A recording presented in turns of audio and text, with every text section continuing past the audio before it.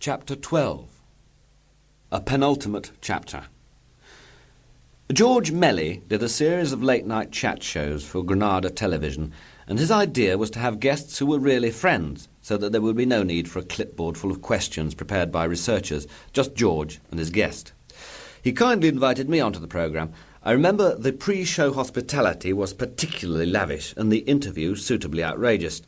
I finished up trying to train the audience to play shitties. Some weeks later, a letter arrived at the Python office via the BBC television centre. This was from an extremely angry lady who said that someone from Monty Python, who had not had the courage to give his name — I didn't need to, George had introduced me, and there it was in the closing credits — had appeared on the George Melly programme and had admitted to being homosexual. Her handwriting became visibly angrier as she went on to say that persons like that should not be allowed to live and should suffer eternal torment in the fires of hell and were an abomination. There was much more self-righteous invective, promising more fire and brimstone, followed up by some 20 pages of prayers which, if they were repeated by the offender twice daily, would place him in some kind of purgatory instead. Eric Idle had a marvellous idea and wrote back to the lady saying that we've found out which one it was and we've killed him.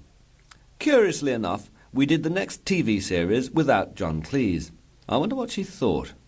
Several years earlier, there was a charity football match. M. Python and some others were playing the rest of the world.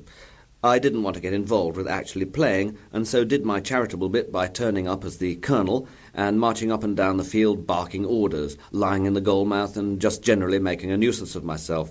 I find football an entirely tedious game anyway. Someone I didn't know till then, he was called Keith Moon, also thought that the game needed a bit more life, and drove a car onto the pitch, grabbed the ball and scored. The game became suitably muddled after that, and we all went to the clubhouse for drinkies.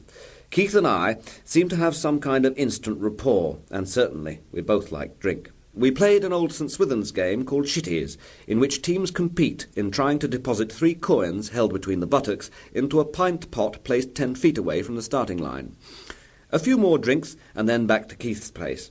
An amazing construction of plate glass and concrete with octophonic sound in every room, all playing different tracks. A howling dog and a nearly ex-wife locked in a broom cupboard. Here we had more drinks and apologised for having driven over Keith's chauffeur's hat.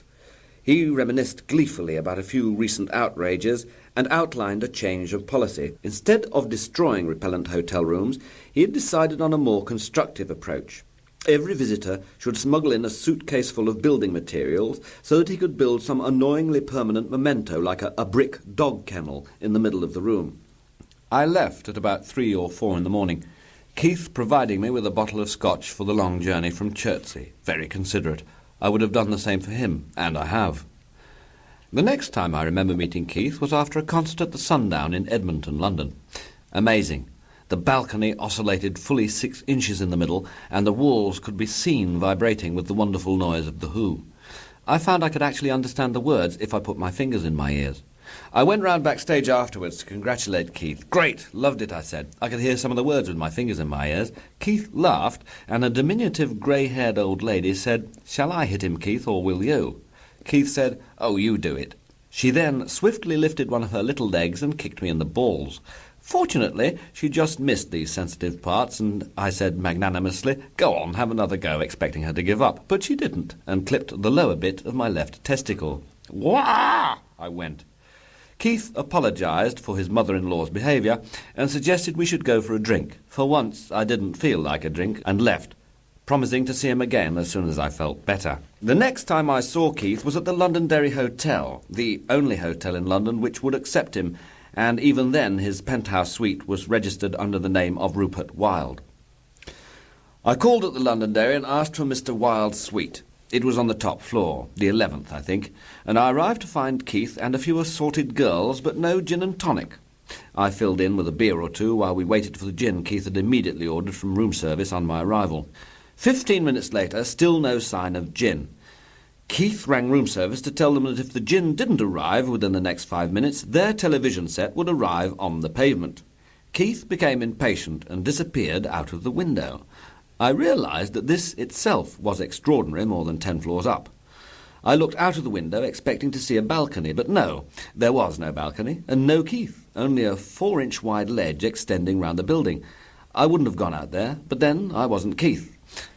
I sat back and waited, sipping at a beer. Then Keith reappeared through the window, carrying a bottle of Beefeater gin, which he plonked on the table, saying, "There you are, Graham." He had made his way along the ledge and broken into the next-door penthouse suite and stolen the bottle from their drinks cabinet. Keith was never dull. Nobody could ever accuse him of that.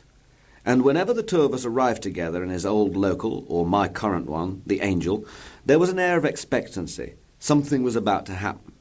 He was never predictable, and arrived at the pub one evening while a quiet charity raffle of a cake and a basket of fruit was in progress for Hornsey handicapped children. The enthusiastic bidding was flagging at £1.50 for the fruit. Keith immediately put in a bid of £45 and startled everyone by paying another 50 for the cake. And the people there who had been expecting trouble at the sight of him had to revise their opinions. We then went back to my place for a few drinkies, and a friend of mine from the pub, Dennis, found a naughty lady of the night, and with the aid of Keith's white Rolls-Royce Phantom, brought her to the house. At the point where Keith seemed to be about to eat a butterfly she had tattooed near to her naughty bits, I suddenly decided that it was ice axe time, a mountaineer's primitive way of ejecting unwanted callers, and that everyone should leave. Keith later correctly ascribed this to jealousy, in that everything would have been fine if a suitable young man had been found as well. The Who were doing 3 charity Christmas concerts at the Hammersmith Odeon. Keith asked me if I would help out by filling in between acts. I said yes, and prepared a little bit of nonsense to perform, and had a ridiculous song, Yardie Buckety, written out on a sheet to be lowered down so that the audience could get to sing, relieving some of my burden. No one had come to the theatre to hear my attempts at humour. They wanted The Who. I had a difficult time and gave up in mid-monologue and cut to the end of the song and got off. Keith said you were lousy and drunk. I agreed. I had been lousy, but the drunkenness was immaterial. I told him not to worry, and now that I'd got the audience sussed, I'd have something better worked out for the next 2 nights. The next night, I arranged for my microphone to be put through the same amplification system as The Who, and walked out onto the stage and asked the audience for 10 minutes of abuse. They started shouting a few obscenities. Then, through the full amplification, I told them that this was not good enough. I meant real abuse. That was rotten, feeble. I shouted over their now mounting yells of shithead, cunt, etc., and then stood back and looked at my wristwatch, encouraging them occasionally if their abuse showed any sign of waning in intensity. After 10 minutes was up, I got them to sing the song, and everyone was in the right mood for The Who. I came off stage, and there was Keith grinning. "Fucking great," he said. The 3rd night was no problem either. The most frightening appearance I've ever made was doing a similar job filling in between acts for Pink Floyd and their Nebworth outdoor concert. Walking up onto that stage alone to face 90,000 people was alarming. I include this as an example of the self-aggrandizement posing as humility common to all autobiographies.